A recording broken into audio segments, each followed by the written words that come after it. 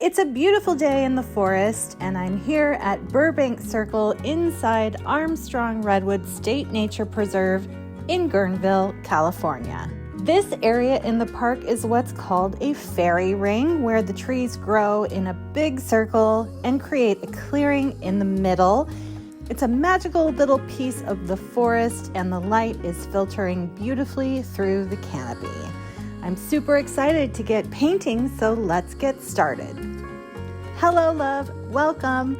My name is Jennifer Laurel Keller. I'm an acrylic and mixed media artist and instructor, and this is the Wild at Art Show. If you're excited about today's acrylic painting session at Burbank Circle inside Armstrong Redwoods, hit the like button and be sure to stick around until the end of the video to see how this one turns out. All right, let's get into it. Okay, I have an 11 by 14 canvas panel. It is tinted with burnt sienna, and I'm popping in my sketch. In the forest, everything's very up and down. Lots of trees, lots of vertical lines, but they go in slight diagonals and taper upwards. As the tree gets further away, it becomes thinner at the top because of the actual tree, but also because of perspective. The further things are away from us, the smaller they appear. So the bases of these trees are going to be exaggerated, and it's quite difficult to get a whole redwood tree in a painting. There is only so much space in an 11 by 14 canvas, which is kind of small, but also I would be craning my neck to look at all of these redwoods. So I'm just cropping them off about, a third of the way up the tree. These are giant redwoods, so they are very, very tall. And I've scrubbed in a little bit of the underbush in between the trees. Now I have a darker mix of dioxazine purple and Payne's gray. There might be some burnt sienna in there as well. And I'm bringing in the shadows of these trees. They have a nice kind of rounded bottom as they meet the ground. And there's lots of debris at the bottom of the trees where all of the nettles fall down. Or the nettles, no. The pine needles, they're not pines either. The redwood needles fall to the ground and create these little mounds under the tree. And you can kind of see that on the right-hand side where you see one of the trees that I'm painting. This is a busy little area. Look at this kid having fun. It seemed like at one point a tour bus must have gotten off and unloaded a bunch of people or something. But a lot of people came through there all at once. It wasn't like that for the whole painting. I am continuing down with a little bit more of a burnt sienna in my brush. I'm doing the dirt that is under the sorrel. That is the ground cover. So first I do the dirt color, and then I'll come back over it with greenery and light. The trees in the distance are a little bit more muted. I added a bit of white to those, more of a lavender color, and that's because they're further away. What a beautiful day. Love the top of this ring. And I just wanted to let you know that coming up in March of 2023, I'm doing a live painting demo at Armstrong Redwoods, right at this spot at Burbank Circle. I'm pairing with the stewards of the Redwoods and the coast, and they have created a sign-up link that I will put down below in this video. You can check that out. Watch me do a demo, and afterwards there will be a chance for you to bring a small kit of travel art supplies of your choosing, and we will do some art making together. So check out that link. Okay, now I'm coming through with the sky color. This is a mix of Payne's gray, teal, and titanium white. And then I've added some green and more Payne's gray to my brush. And I'm working on the underbrush, the shrubberies, different species of plants that live under the canopy. I'm just popping in little brush marks in between and filling in sort of a shadow color for this area. Some of it overlaps the trunks, some of it is behind them, and I just fill in around. And I let some of the burnt sienna color show through to bring some warmth into the forest. And then slowly I'm lightening up my green mixture and adding more yellow as I go. And this is going to create more light and warmth in the forest. The higher up in the background of the forest, the lighter and warmer the greens are going to get. They do overlap and trade places a little bit, but for the most part, we go from a dark green at the bottom of the forest to a mid-tone green, and then at the top, there's going to be a lot of sun hitting the greenery of the forest at the top of the forest, and I add almost all yellow, just a little bit of green in that mix. Now I'm enhancing my shadows. I have a lot of Payne's Gray, and I'm bringing in some of the texture of the redwoods. They're very old trees, very chunky bark. I like doing my shadows with color instead of black paint. A lot of artists when they first start out, they start mixing shadows by using the color that the object is and then just adding black, which is fine. And you can do it that way. However, the paint manufacturers make these paints in really dark colors, and they are very nice shadow colors. They add a lot of richness. Usually shadows are kind of a cool tone anyway. So you can use these blues and purples that come out of the bottle really dark for your shadow color. And that keeps it really fun and vibrant. Now I'm using, I think there's a little bit of cadmium red mixed in here. Maybe some yellow ochre. I've just got like a mix of what was probably already on my brush and then adding some reds and yellows and white to the brush to give me a warm redwood color. And painting in the forest is so relaxing, and I'm always learning new things, like this plaque about redwood sorrel. It's often confused with clover, but it's adapted to the redwood forest and lives really well under these redwoods and creates this nice blanket of greenery under the redwoods. So if you would like to relax and learn with me out in nature here in Northern California, I would leave a link below to my Acrylic Plein Air Adventures down below. I have the demo coming up in March, but also there's an opportunity for you to learn with me one-on-one, or you can bring a small group and we can go out and do plein air step-by-step together. I guide you every step of the way, and we just have the most amazing time together. So if that's interesting to you, you'll find that down below as well. Okay, so I'm adding the sorrel, and I'm just keeping it extremely loose, impressionistic. I have yellow and green on my brush, and the light is hitting my canvas right now, so it seems very light. I'm leaving some of that burnt sienna showing as well. Now I have a pink, and I'm bringing in more light.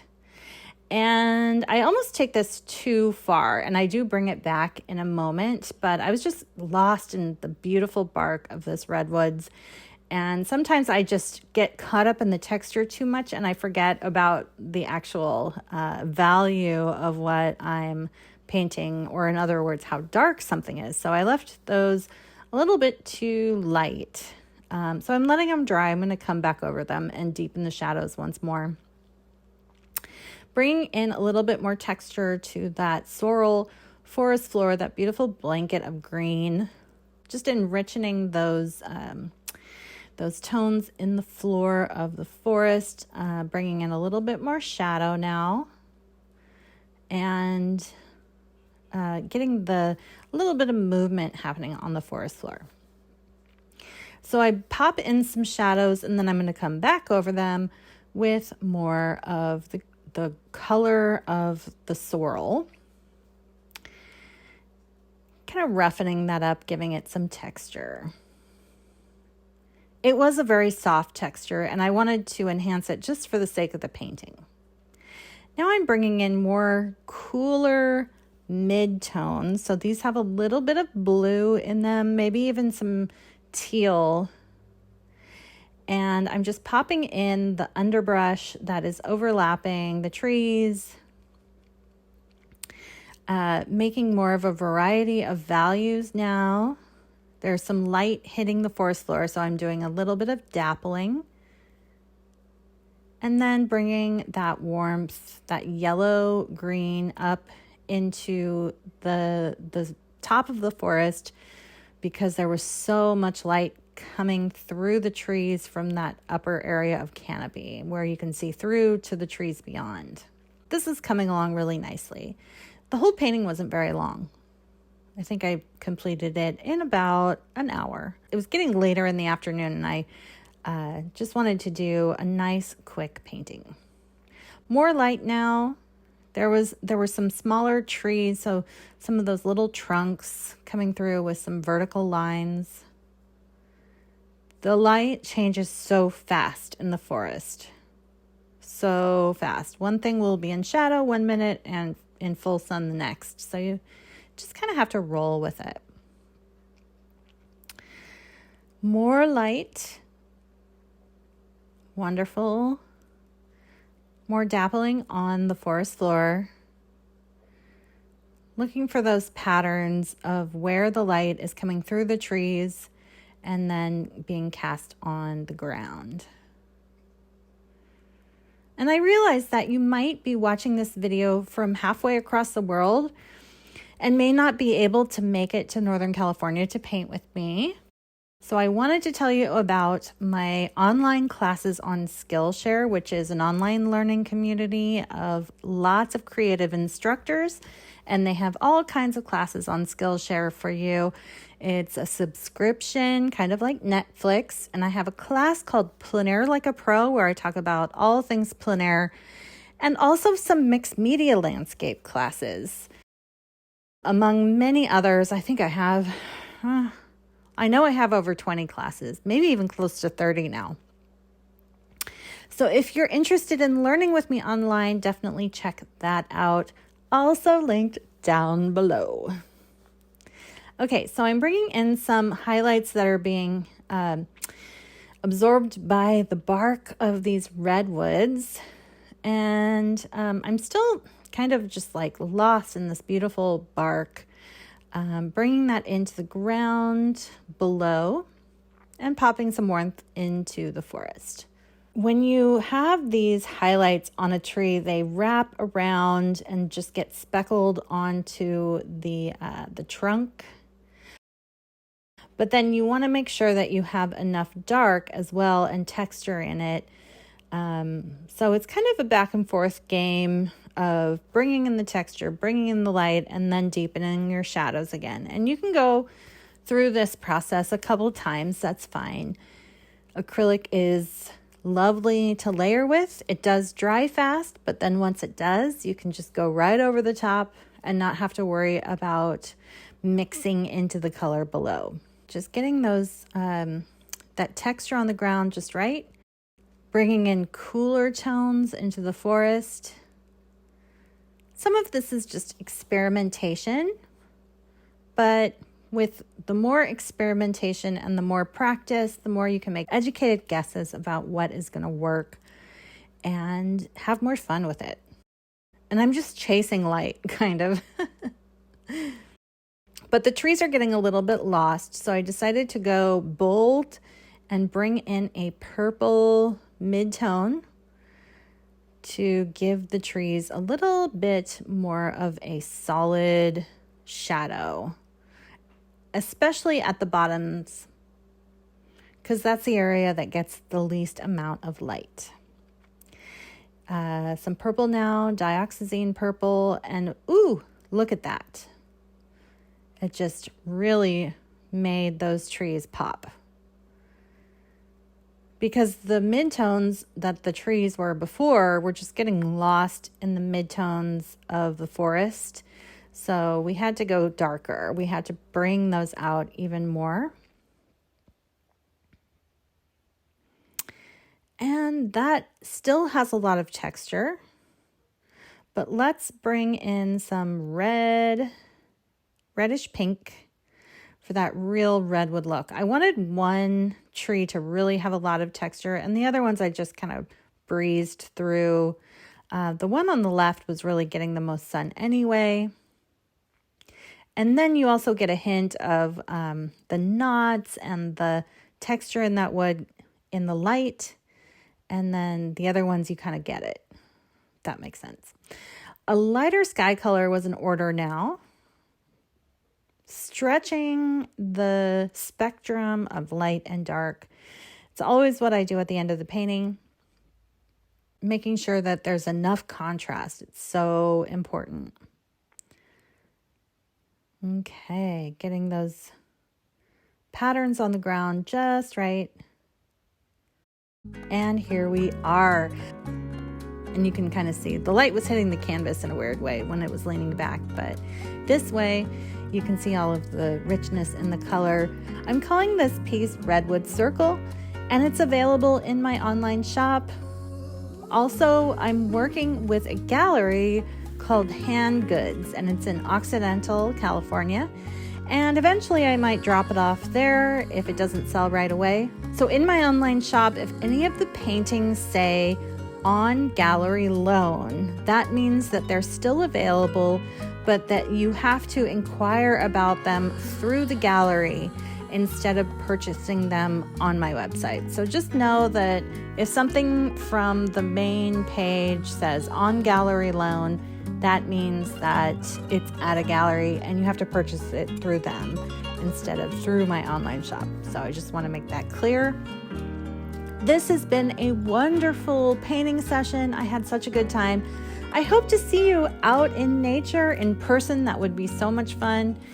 And if you're looking for more binge-worthy videos, I'm going to put a related video and a playlist right here. So I hope that you enjoyed this.